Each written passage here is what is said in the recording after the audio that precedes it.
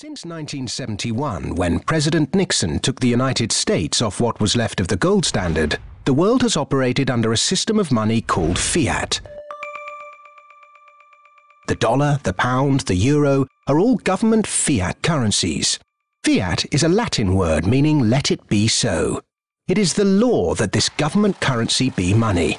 Indeed, without that legal enforcement, and the fact that we must pay taxes in this money, that dollar bill or that computer digit that represents a dollar would be pretty much meaningless. Only the government has the power to issue fiat money, but banks can create it through lending. If somebody wants to borrow $10, a bank can create it from nowhere and lend it. It can then charge interest. Banks also create money by lending against an asset, such as a house. They're given the deeds to the house, and they create the money out of nowhere and lend it, at interest of course. Over the last 40 years, since this fiat system of money became the global norm, the supply of money has grown exponentially. In fact, we've seen the greatest growth in the supply of money in history. But who benefits? Of course, those that have the power to issue money, governments and banks. They haven't had to do anything productive, they just create money. Then those companies and individuals that get this money early. They can spend it before the prices of the things they want to buy have risen to reflect the new money in circulation. In other words, they get services, products, assets cheap.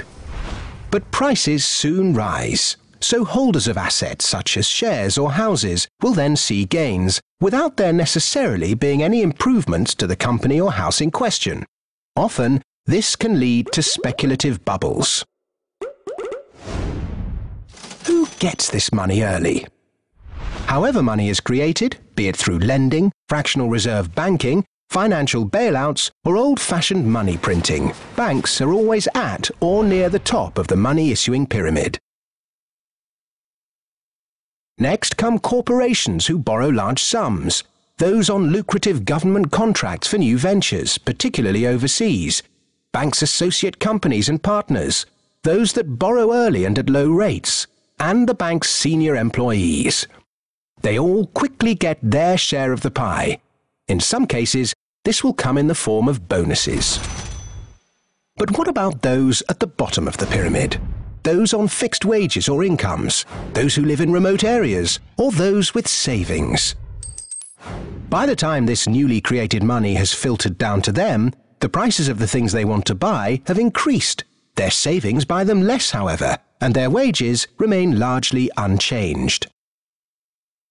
In some cases, they have to take on debt just to be able to afford the things they were previously able to buy, which means they have to go back to the banks. In reality, this process of creating money only redistributes wealth from the bottom to the top of the pyramid, and thus that ever-increasing gulf between rich and poor gets bigger and bigger and bigger.